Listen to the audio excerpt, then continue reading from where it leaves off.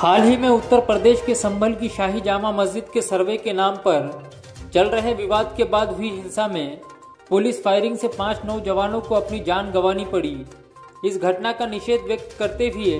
हिंगोली में विराट राष्ट्रीय लोकमंच काउंसिल की ओर से हिंगोली जिला अधिकारी के माध्यम से राष्ट्रपति को ज्ञापन भेजकर फायरिंग करने वाले पुलिस अधिकारियों पर हत्या का मामला दर्ज करने की मांग की गई। तो वहीं मृतक के परिवार वालों को 50-50 लाख रुपये देने की मांग के साथ इस पूरे मामले को साजिश बताते हुए सर्वोच्च न्यायालय के न्यायाधीश से पूरे मामले की गंभीरतापूर्वक निष्पक्ष जांच कराने की मांग दिए गए ज्ञापन में की गई। इस समय विराट राष्ट्रीय लोकमंच काउंसिल के अध्यक्ष शेख नईम शेख लाल, जिला अध्यक्ष शेख बासित, शेख आवेज, साजिद खान, शाहनवाज हुसैन, सतीश लोणकर, जावेद चाऊस के साथ अन्य लोग उपस्थित थे। लोकमंच काउंसिलच्या वतीने माननीय जिल्हाधिकारी मार्फत माननीय राष्ट्रपती महोदया, माननीय पंतप्रधान महोदय, माननीय गृहमंत्री, केंद्रीय गृहमंत्री महोदय यांना निवेदन सादर करून मागणी करण्यात आली की 24 तारखेला संभल उत्तर प्रदेशमध्ये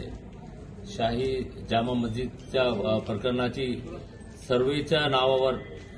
जी चौकशी सुरू करण्यात आली ती अत्यंत निंदनीय आहे। कारण माननीय सर्वोच्च न्यायालय व कायदा बनवण्यात आलेला आहे की 1991 मध्ये कायदा तयार करण्यात आला की जे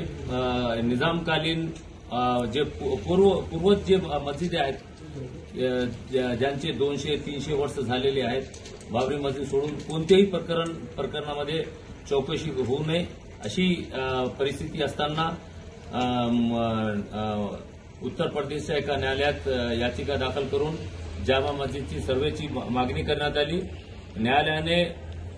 कोणाची बाजू न ऐकता एकतर्फी निकाल देऊन सर्वे करण्यात आला। त्यानंतर ती एएसआयची टीम पोलीस प्रशासनाच्या निगराणीखाली तिथे पोहोचली आणि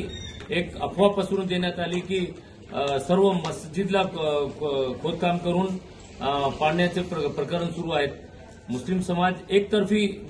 त्या ठिकाणी मुस्लिम समाज शांततापूर्ण आंदोलन करत असताना त्यामध्ये कोणीतरी अराजकता निर्माण करण्यासाठी लोक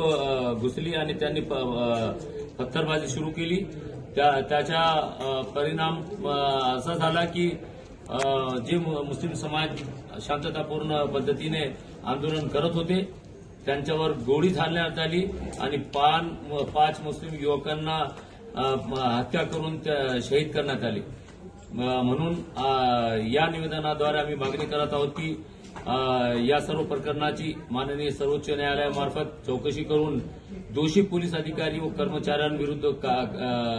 हत्येचा गुन्हा दाखल करावा व जे 5 लोकांना निगृहीतपणे हत्या करण्यात आली त्यांच्या परिजनांना 50 लाख रुपये प्रति मानधन देण्यात यावे अशी मागणी करण्यात आलेली आहे।